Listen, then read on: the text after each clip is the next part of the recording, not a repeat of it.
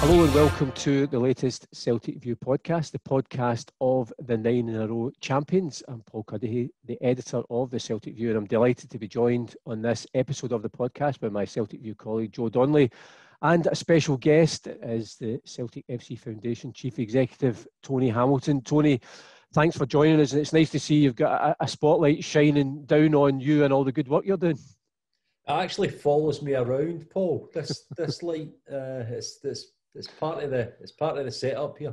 But thanks for having me on.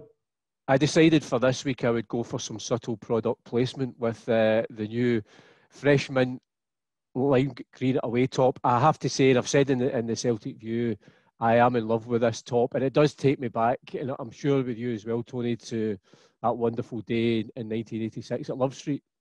It's just such an iconic, event in our Celtic supporting lives. And 5 minutes into the game last night, I had a bit of a flashback, obviously, when it wasn't gone our way. But all's well that ends well. So I'm hoping in the back of people, obviously for people who are listening to this podcast, they just have to imagine the fact that I'm wearing this top. But hopefully, then people that will see it will rush out to the superstore or online and buy it. Joe, as always, is kitted out in his Adidas gear. Joe, we were talking about, Tony just briefly mentioned the game at St Mirren Park. It was a tough game, but ultimately one that we deserved to win. Takes us closer to the top of the table, and it was important that game in hand that we got the 3 points.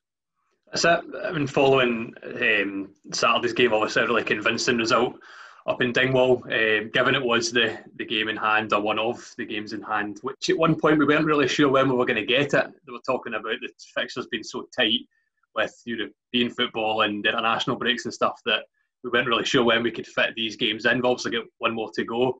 It was quite a tight game. It was quite a hard-fought game at times. St Mirren obviously packed the defence for long spells of the games. But, before the game, if you'd have said 2-1, it's an extra 3 points to take us closer, then you'd absolutely taken that beforehand. And as James Forrest's official biographer, which I always like to tell people on the podcast, I think that was only his second headed goal ever in his tally, which is fast approaching 100. But what a goal he scored! It was a brilliant goal, wasn't it? There was some really good product placement on the podcast already. We're only a few minutes in. Yeah, James Forrest's book, you should go out and buy that as well. It's nearly Christmas. No, it was a brilliant header. I think that's his third for Celtic. He scored a tap-in goal a number of seasons ago. I'd have to go back and check the book. This is terrible. I can't remember off the top of my head. I blame being tired because I'm raising a 2-year-old in the house at the minute. But that one was a really, really good header, wasn't it? We almost expect the big guys to get up for the headers. Obviously, Shane Duffy got a second header in 2 games. He's had a great start to Celtic career so far. And an unlikely header from James Forrest, but one that any player in any position in the pitch would be proud of. And Tony, Joe just touched on it there. Shane Duffy, 2 games, 2 goals. I think he's going to be an absolutely brilliant signing for us. I mean, it's good to get somebody who everybody knows, I think, and a guy who is so obviously happy that he's joining this football club. He spoke about his dad. He lost his dad. He was a reasonably young man. And he's just so proud and so happy and so committed. And it's just, I think it's given everybody a lift, actually, and he's been great. He's been absolutely brilliant, because if you look back, apart from the Island games, I think he's only played maybe 1 or 2 full games since the start of this year. So for him to come in and hit the ground running, and play in a slightly different position last night as well, and then escape there with all 3 points, because that's really what this season's all about. It's about getting through each game, win at any cost. It doesn't have to be pretty. We don't have to score 5 goals. I'll take 1-0 or 2-1 or 8-7 any week here. Just get out with the points. Someone on the attack now. The ball nudged out wide to the left-hand side, edge of the box, curled into the 6-yard box, and Taylor forced to chest it behind. He knew there was Junior Marias lurking behind him. First corner kick of the evening goes to St Mirren. There are players at the penalty spot. Forrest and Edward have stayed out of the penalty area as the ball's fired towards the edge of the side box. It's knocked across and it's scrambled into the back of the net. Might have been Irwin, or it could have just taken a touch off Christie, but the end result with 2.5 minutes gone is a goal for the home side. Yeah, it just flicked on at the near post here in the front part of the 6-yard box and kind of spun to the back, and I don't know if it was Irwin at the back. It wasn't a clean finish, but it spun away from Barkas in goal, and 1-0 St Mirren.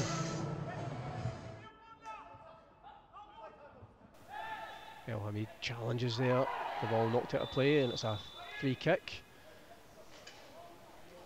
McGregor fouled, and Celtic have the first set piece opportunity. Christie on the ball, ready to swing this, left-footed in, almost 21 minutes on the clock. First chance for Celtic to test the defence. The ball's played into the area. It's a chance, it's a goal, and who else? Shane Duffy, 2 goals, 2 games. Well, we just spoke about it there before the free kick. You know, such a threat. Great delivery in, attacks it just outside the 6-yard box, and it's 1 each. Fires it out wide to Chris Ayer. He seems to be all over the pitch tonight. Back again to Brown. Well, the big men have stayed up. Duffy's still looking about in the edge of the area. Christie curls it across, and it's headed back in the back of the net. Wonderful finish there. Well, I think I'll need to put my glasses on because that looks like a James Forrest header. That is an absolute bullet of a header from one of the smallest players in the park. Whipped right onto his head from Ryan Christie here. A great cross in beyond Shane Duffy to the smallest player on the pitch, and he's bulleted that into the top corner. What a header. Odsonne Edouard steps forward, fires it low, and it's saved. Well, Zlamal had to be alert and pushes it behind for a corner. It's a great save, a difficult height, whipped in, coming into him low, and he's just managed to get 2 strong hands on it and put it by for a corner. You saw Christie making that run in off the left channel at that time. McGregor didn't have the space to loft it. McGregor goes down, and there it is, a penalty. Well, he defensively a mistake there. I think the St Mirren defender was trying to shield it out of play. Full credit to Christie, gets his body in front and forces the foul. Well, not too many complaints from St Mirren. Frustration for Jamie McGrath. A chance for Odsonne Edouard, the French striker, the Czech goalkeeper. Odsonne Edouard steps up, and it's saved. Well, Zlamal guessed correctly and dived his right hand side, pushed the ball away, denies the Frenchman, and it's still 2-1 Celtic. Celtic edging closer to the victory. It was 2-1 the last time they were here. More comfortable, I think, but they've had to fight hard for that one. There's a ball towards Ajeti. Gives it to Christie. Christie, it's saved again by Zlamal. A good save. Well, good play there between Ajeti setting up Ryan Christie, but once more Zlamal has come to his side's rescue. The boys have got over the line, and Neil Lennon will be delighted to go back to Celtic Park with 3 points. I'd take 8-7 every week if we were with them. That would be fantastic. But God, that sounds too nerve-wracking for me. But it's remarkable, Tony, that, you know, maybe a few weeks ago we've the 2 games in hand, but obviously we're a few points behind in the league. If we win on Saturday against Livingston, we go top of the table. The Rangers are playing through at Edinburgh against Hibernian on the Sunday, which is a tough game for both those sides. But suddenly things have a different complexion at the top of the Premiership. You know, things change very, very quickly in Scottish football. We were told not that long ago that we could be looking down the barrel of an 11-point gap for a period in time. And you're right, you know, if we beat Livingston, and everybody's got a different objective this season. Rangers' objective clearly is to stop us winning 10 consecutive championships. You know, Hibernian and Aberdeen might be to finish 3rd or higher or European football. And there's a whole series of other teams who are fighting to avoid relegation. So everybody's got something to play for, especially at this time in the season. So it's not a formality that we're going to beat Livingston. It's a home game. We don't have a crowd. And we know what that looks like because we've seen enough of these in the past few weeks. So it's not going to be a formality. I am genuinely and honestly less interested in what happens in Edinburgh. I say this regularly on social media. It's all about the Celtic, and that's what it's all about this weekend as well. And obviously, Joe, you know, the fact that we've got the home game against Livingston, who've started, you know, probably disappointingly by their standards from last season. They've not really hit the ground running. So the team must be getting into the game and full of confidence. 3 points. The manager spoke about it post-match last night about the fact it does give us the chance to get back on top of the table where we belong. Yeah, I don't think these players really need an incentive, but if ever there was one, it's been a bit stop-start. I heard Scott Brown saying that on his Celtic TV Zoom call yesterday. Callum McGregor said it to myself for the match programme at the weekend. Obviously the 2 games and the 2-game postponement and international break, and it's just been, and obviously the kind of a little bit fraught as well with it, the fans being there and stuff, but to try and hit that momentum, and what a time to kind of start to be coming into their own. Good result on Saturday, good hard-fought result last night, and then Livingston, who, they've had a bit of a strange start. Last season, the 3 games we played, there was 2 each was the last one up there.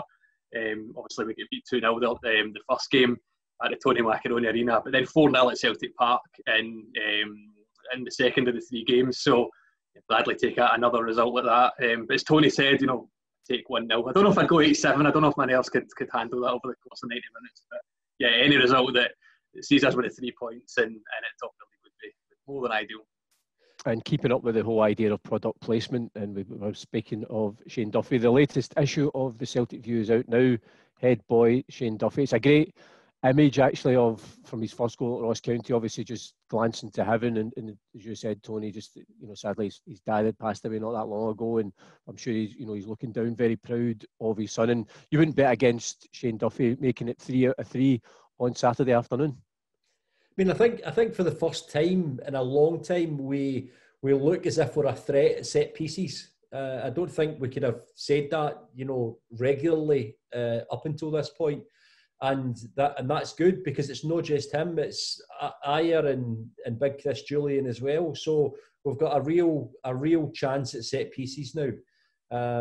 I honestly don't care who scores the goals or what they look like. I think I will be astonished if I come through this season intact, because my nerves are very, very fraught already, and we're just at the very early stages of this. Now, obviously, we wanted to get you on to talk about football, but more than that, we want to talk about, 2 things. First of all, just to dispel this idea that you have a face for radio, but also we want to, I think one of the things that we should be always heralding, shouting from the rooftops, is Celtic FC Foundation, but particularly over the last few months, the work that the foundation has done, for me, has been extraordinary. The amount of money that's been raised through the work of the guys at the foundation, through our supporters near and far, well over £700,000, going to the people who need it most in terms of the kind of services that have been provided, but also NHS frontline staff. And obviously it's an ongoing work for you and all the guys at the foundation, but you must be pleased with this, obviously the response that supporters have given when you launched the Football for Good Fund. I think the work of the foundation since March is a real credit, as you've mentioned, Paul, to the supporters, not just in Glasgow, but the Celtic supporters across the world. It's also a credit to the people at the football club who've contributed and who facilitated this and made it possible. And clearly to a whole series of other parts of the population, the foundation trustees, for example, and a network of people that we're lucky to have across the world because of what Celtic means to people, and we're very, very grateful for that. So it's not just at the point where we've been doing this Football for Good Fund for 6 months and it's time to go back to normal.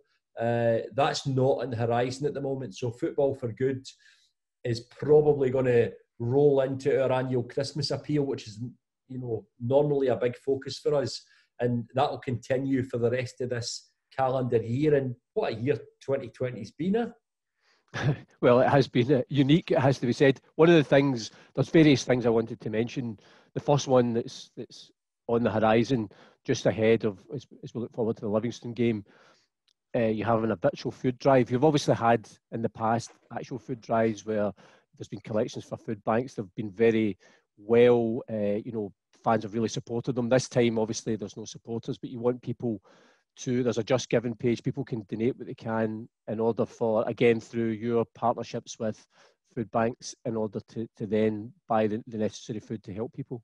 Yeah, there's a news story on CelticFC.net, and I'm sure there'll be a reminder on the club website and through the social channels between now and Saturday. And if people can contribute to that's great. That's fantastic. A lot of people who will be listening to us and reading that story will be the people who, sadly, in this environment, in this climate, need some help. And I'm really, really mindful that we're continually, while we're doing these things and we're trying to put food on people's tables, we're also constantly asking people for things. I'm really aware of that. I genuinely have that awareness, whether it's the football department or whether it's supporters or, whoever else it is. I'm really, really switched on to the fact that not everybody can help, all of the time. So if people can do what they can, that would be first class. Now, if you're either listening to this podcast or watching the podcast, if you're a season ticket holder and you'll be tuning in on Saturday for the game, obviously the game kicks off at 3 o'clock. From about 1 o'clock, if you're tuning in, not only will you get a chance to watch us again, which is obviously a bonus, but Liam McGrandles is going to be playing a gig for half an hour. That'll all be happening ahead of the pre-match show, which will start at 2:30. So it's well worth tuning in early, and there'll also be details of where you can tune in. You can also donate to Football for Good as well. So certainly tune in early, give often, and I suppose that's the message for supporters. Absolutely, and Liam is another example of a guy who's been a great help for us at Celtic FC Foundation over the years. He's involved in a lot of our events. We've got an annual New York event, which is a virtual New York event this year, and he's helping with that as well. And it's great that he's going to come and do this pre-match show on Saturday, and hopefully we can make a difference. As you mentioned, Paul, we've got a partnership with the Glasgow North East Food Bank, which is run at the Church of Scotland in Helenvale Street here, the feedback from the community, whether it's the food bank or other parts of the community, is that people are really struggling at the moment, really, really struggling. People are worried. There's no, to use the phrase consumer confidence, people are worried about two things here. They're worried about health, their own health, their family's health, going out, getting COVID, the chances of getting it. And they're also worried about wealth, in terms of they've lost their job or they're losing their job or they're maybe long-term furlough and they don't know what the future looks like. So there's so much uncertainty. So again, for those who are in a position to help, we'd be really, really grateful. And Joe, I know we've had conversations in the office before about the work of the foundation, particularly I think over the last few months of Football for Good, and just the amount of money that's been raised to help people. And I think as supporters, first and foremost, I'm sure everybody who's watching or listening, there's a real sense of pride in what has been done in the club's name. Yeah, definitely. It's remarkable what you guys do at the Celtic FC Foundation, Tony. I think one of the great things about having you on this podcast is not just to talk about the great stuff that you're doing, but I think that when we don't have the football, certainly as a fan who I've been fortunate enough to be able to work through, everything that's been going on in the middle of the pandemic, and my family are in a pretty good place. But it's easy to forget the work that you guys do when you're not at the football, when you're not seeing, everybody wearing the badges every weekend, or with the collection buckets, or the food drives in person. To have you on to just be gently reminded, it's good for people like myself who, I definitely will be donating as we move forward, and just to continue to keep the charity going. And I say we're in a fortunate position where we can host the stories on the website and stuff like that. And it's just good to, whilst we're feeling a wee bit disconnected from everything, it's good to have you on and just remember the great work that the charity is doing as well, and how we can be involved as fans ongoing as well. And one of the things I should mention, obviously for people who are listening to this, again, you just have to take my word for it, but people who are watching it, you might be wondering what the picture is just to behind Tony's left shoulder. And I have to say, it's one of my favourite goals I've ever seen at Celtic Park. And out of the three of us, there's only one man who's actually scored at Celtic Park. And Tony, I know that... is that in the shot? That's remarkable. That's in the shot. It's just a coincidence. It was a last-minute header. It was real penalty box instincts.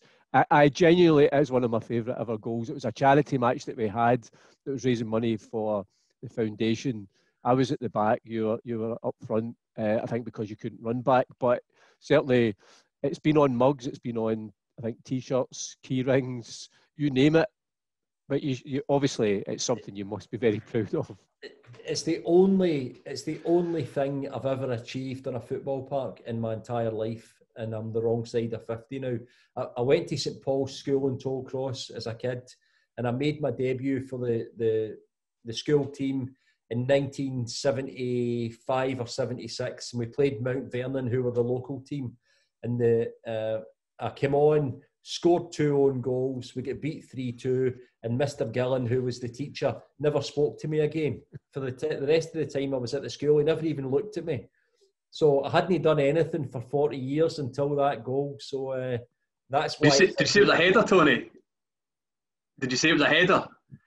Well, it was a header. It was a corner and a header, and I got away for Jock McStay, who had tried to half me about a minute before. I got away for him and scored, and I'll dine out in that, Joe, for the rest of my life. I find it interesting you were saying earlier about how we've got an aerial threat in the first team now, and that maybe wasn't the case in recent years. We're referring back to this header of yours. I think that's taken it a little bit far. Oh, so Tony Hamilton scored more goals at Celtic Park than Alfredo Morelos. You can put that on a T-shirt. One of the other things, Tony, that's coming up again for the foundation, and it's the weekend of October the 24th, 25th. I think we're at Pittodrie on the 24th, and it's called the Walford Wander. And again, what you're doing is you're asking people to either choose a 10k distance, a half marathon, or any distance that they choose, and register and then raise money. And it's kind of, again, I think it's a good way of getting people out, fresh air, exercise, and raising money for the foundation. Yeah, we're going to do it here. The foundation team, the entire team, and I'm in the office, but everybody's working. Those who are working remotely at the moment. So we have these Zoom calls, and we haven't really seen each other. So we're going to do it as a group, socially distanced in small numbers within whatever the laws of the day are. So we're going to do something as well. I don't know how much I'll be able to do because one of my knees is made out of an old washing up liquid bottle and some sticky back plastic. But I'll do what I can. I think we're going to try and do 10 miles or some. I don't know. I don't even want to look at it because I'll just worry about it for another month. Joe, that's maybe something that you and I and the rest of the Celtic View team will have to have a socially distant or a Zoom call chat about to do something as well, because I think it's good if everybody can play their part. And I know it's been something that at this time of the year, it's all these events. I think the story said, for example, the Great Scottish Run or the Edinburgh Marathon. Those are events that normally loads of our supporters will take part in and raise money for. So it's a way of trying to allow people still to do their bit. Because I think that's what supporters want to do, Joe. It's just they want to play their part in whatever way they can. Yeah, I think that's it. I think like uncertainty and the new norm is the phrase that we keep hearing. And yeah, and that's kind of what I was touching upon earlier, in the sense that whilst I personally would always try and donate to the foundation at the events which are held at Celtic Park, because we're not having those, it's just keeping up to speed with how do we donate, how do we keep ourselves involved in charity. And whilst nobody would have wished any of what's been happening in 2020 on us this time last year or whatever, one of the things in terms of looking at the positives from bad situations is that sense of community, which we're seeing up and down the country, particularly around football. And I think when you're bringing the charitable elements into it, I think even if a fan wasn't aware that something was going on, like you're saying, the runs and walks and something like that, but as soon as they become aware, I think in order to still feel that connectedness with the club and the charitable aspects, I dare say fans will be really desperate to be involved. Great. And the other great story, Tony, that I think over the last couple of weeks, and when I read it, I thought it was fantastic, was the money that's been given to Mary's Meals. Just to over and above I think it was over 365,000 in the initial investment with the 67 kitchens over in Africa. I think it's 47 in Malawi, 20 in Zambia, another 100,000. And I think for me, it's that sense that we always look outwards. That Celtic is a global name, but our concern has always been beyond just our own community. And that's the heart of the club. It's the heart of the supporters. The Mary's Meals is a great story, actually. It takes us back to 2017, where we had this Lions Legacy campaign to, commemorate the 50th anniversary. And we took a few of the Lions to Lisbon, and we had a series of events, including a big dinner in London. And Gerard Burns, who's a Scottish artist and a great friend of ours, did this painting, which is in the boardroom now, which we sold, and the owner gave us it back to hang in the boardroom. And supporters clubs really across the world have contributed magnificently to this. So the real credit goes to Gerard and to the Lions and to the supporters clubs. But to keep that going through this, but COVID and Football for Good is definitely our primary focus right now. But just to be able to keep this going and say that we can look beyond ourselves right now is something that I think every Celtic supporter should be really proud of. And we're close to £500,000 with Mary's Meals now, and those 40-odd thousand kids getting fed every day is a direct result of that happening. Because I always think that's a great partnership, because I think Mary's Meals is a great charity as well, and what they do, and I think that it fits perfectly, I think, with what Celtic FC Foundation are doing as well. Yeah, what I like about Mary's Meals is it's not complicated and it's not clever. What they do is they say to kids, if you come to get fed, we'll get you an education. Or if you come and get an education, we'll feed you. So it's just as simple as that. It's no any more complicated than that. Joe, and again, just touching on the fact that we're looking beyond our shores, and I think sometimes, and you see elsewhere, can be sometimes a sense of looking with suspicion at people from other countries either want to come here. I think, but again, part of our DNA is, I think that might be Neil Lennon phoning to see if you're ready for a penalty box striker on Saturday, Tony. But that idea of we are born of Irish immigration to Glasgow, but we've always welcomed people from other countries, but also, again, are always out there looking to help those who need it most, regardless of where that is and regardless of who they are. Yeah, it's the DNA of the club, isn't it? A club for all. And again, everything that you've said in this podcast, Tony, it's so admirable. And yeah, I mean, I do think that, yeah, like I said before, about it is a time where everybody's really struggling in some way or form. Some people are a lot worse off than others, and whether that's your next door neighbour or if it's somebody in a different country. This is a global pandemic, so charitable aspects of charities all over the world. Like the world needs it, and it makes me proud to be a Celtic supporter that we've got that reach, on our doorstep and also in countries beyond. Joe, we're going to just turn back briefly to the football before we finish up. Probably by the time this podcast comes out, we'll know where we're heading next week in our next stage of our European campaign. It's Riga versus Tre Fiori, so Latvian side versus San Marino. It's Thursday.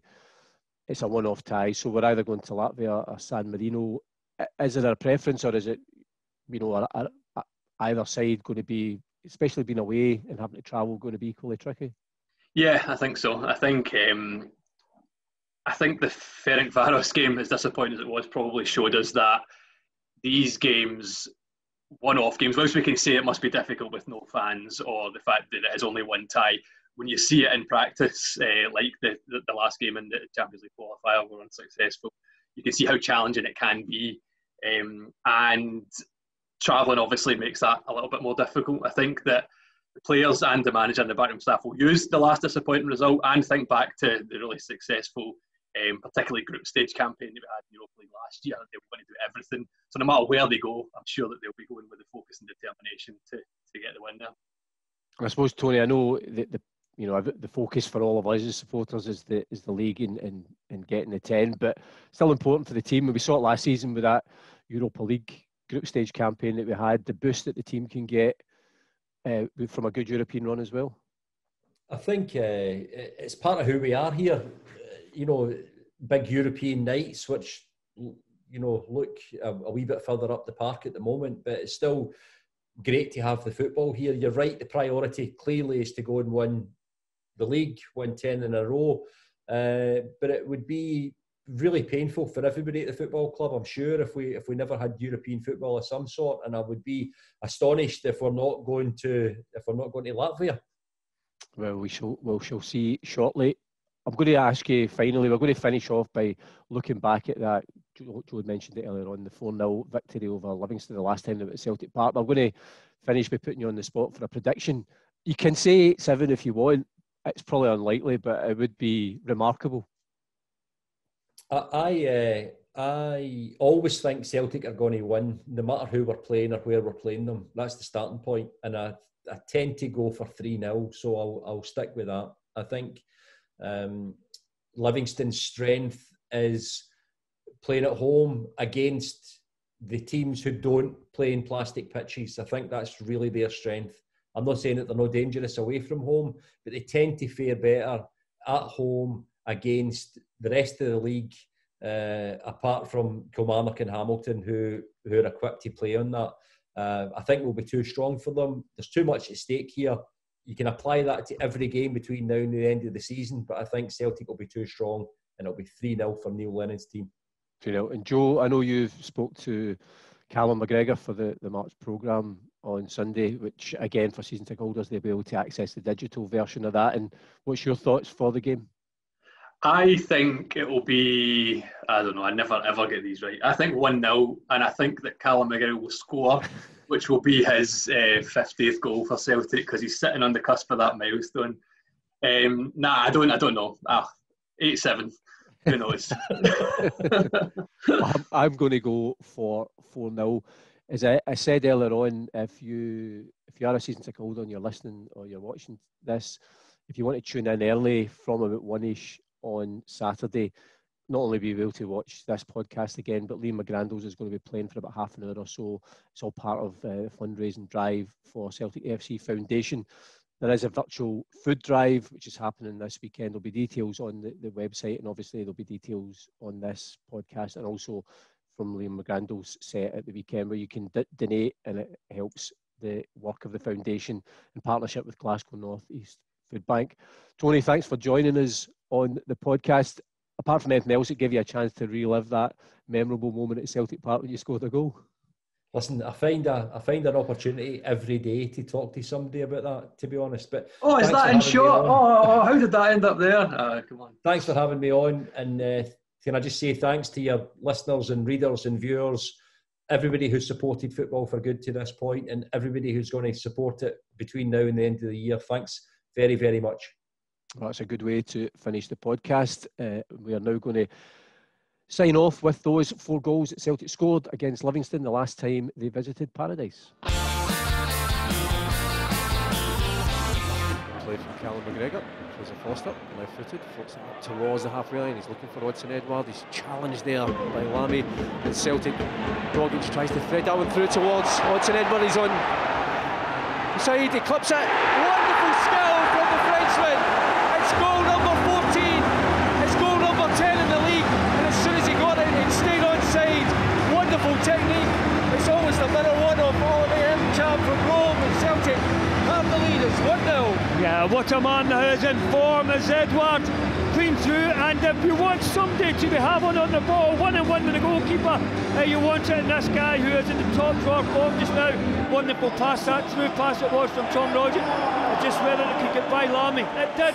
And then you knew Edouard was going to put that in the back of the net. Here comes Celtic again with McGregor. Switch it to Taylor. Well, he managed to get it onto his left foot, but denied by the woodwork. Forrest. Into the area. Stabs it inside towards Christie. Across now to Brown. Brown takes a touch.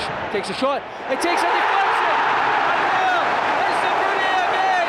And Celtic leads by 2 goals to 0. And it's the captain with the strike. Well, it's been great for me to get it. He's 550, now he's got it 551st. And that was absolutely tailor-made for him, but obviously I think it did take a big deflection. He's not complaining. He's celebrating as though he's put it into the top corner, and he'll take the adulations. But as I say, the kind of goal that we thought we could have got in the second half, and off the knee of Guthrie, was it, who couldn't do anything about it. But Bruni will be claiming that every much is what a striker would want to do, and that finished.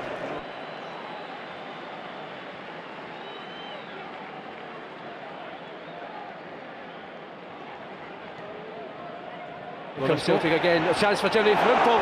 Can he score his second goal for Celtic? He's through on goal, chance for Frimpong. He blasts at the goalkeeper, he breaks towards Forrest, volleys it!